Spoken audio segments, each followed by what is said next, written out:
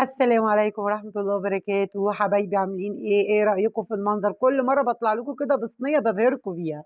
إيه رأيكم بقى في الفطير المشلتت التحفة الجامد جدًا دوّة؟ عايزة أقول لكم أنا عملته في أقل من ساعة، ما شاء الله، ما شاء الله. كان عندي أحلى فطير، كان عندي الفطيرة المورقة، كانت فظيعة والله العظيم، سكر، سكر، سكر.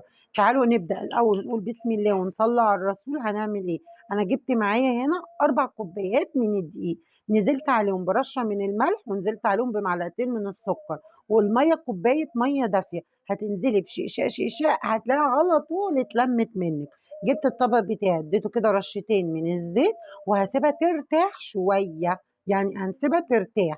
يبقى انا كل المكونات اللي انا حطيتها معلقتين سكر، رشة ملح، كوباية مية هنزل بيها شقشاق شقشاق، وهلمها واسيبها ترتاح شوية.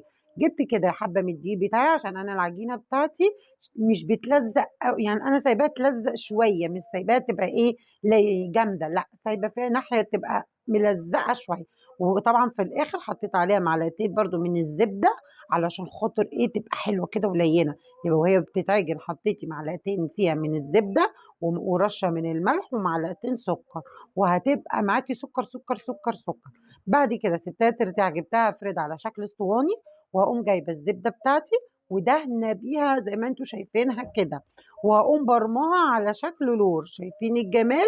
شايفين الحلاوة؟ ده شغل فاخر يا جماعة من الآخر اهو. لا صلوا على النبي بقى لو انتم معايا لحد هنا. ايوه، تقومي بقى عاملاه زي ما انتم شايفين كده. وبعد ما تقسمي اللور يا ست الحلوين، انت بقى تقسمي الحته زي ما انت عايزه القطعه، عايزه تخليها كبيره، عايزه تخليها وسط، انت حره، اعملي اللي تعمليه. قومي فرحي عيالك كده اللي داخل علينا، كل سنه واحنا طيبين. هجيبها واقوم حطاها في الصينيه وهسيبها برضو ترتاح شويه، ترتاح يعني 10 دقايق، مش حاجه كتيره يعني. واقوم جايبه بقى واحده واحده، هبدا بالاولى اللي انا عملتها الاول.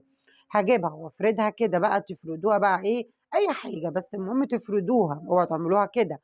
وتقوموا جايين حاطين فيها حته زبده كده، وتقوموا مغطين حته زبده صغيره مش كبيره عشان تبقى مورقه كده وجميله، وريحه الزبده فيها مفحفح.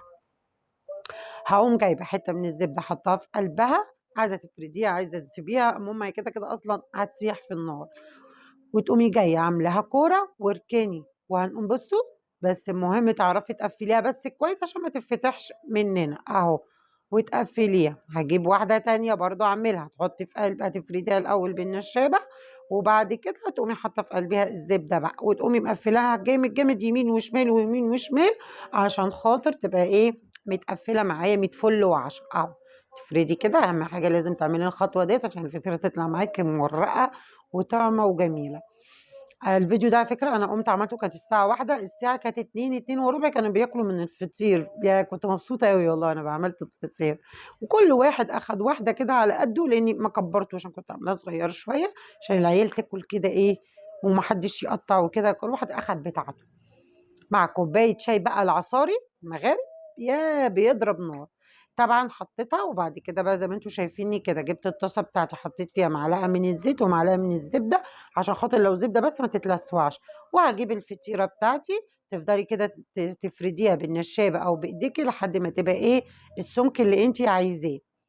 خلاص، بس ما ترققاش أوي عشان تبقى الفطيرة حلوة كده وشادة إيه، حيلها. وهاغطيها، أول ما تلاقيها طلّعت ريحة تفضلي يمين وشمال لحد ما تلاقيها انتفخت انتفخت، وهتبقى 100 فل و10. عايزة أقول لكم إن الريحة كانت قالبة الدنيا عندي من حلاوتها. أنا عملت إيه، أنا جبت العجان 4 كوبايات دقيق على رشة من الملح على معلقتين من السكر، وقُمت جاية بعد كده اديتها شقشاق شقشاق مَيّة، يعني الإجمالي كوباية مَيّة، وقُمت نازلة بحتتين من السمنة من الزبدة الصفرا وحطيتها، بس كده. بُصّوا، بالله عليكم في أسهل من كده؟ بُصّوا الحلاوة، عسل، عسل، عسل، كانت عسل، عسل، عسل. بُصّوا باوريكم بقى هنا التوريقة، بُصّوا الفطيرة مورقة، الفطيرة مش مكتومة، الفطيرة كده بتاكليها كده عبارة عن سكر. عايزة تخلّيها أتخن من كده ما ترققيهاش أوي، بس أنا مش باحبه تخين يا جماعة. عايزة أقول لكم بقى بكوباية شاي كانت حكاية. اعملي لِك كام واحدة واعينيهم في الفريزر، تقومي مطلعاه لِك كل ما حد ييجي عندِك كده تبهريه، ابهريه، ابهريه. ده كان الفيديو بتاع النهارده، دي بقى كانت جبنة براميل، أنا لقيت نفسي سرحت وأنا باكل، سرحت والله العظيم من الجمال.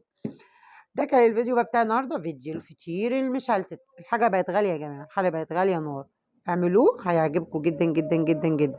اشوفكم في فيديو جديد من مطبخ سالي.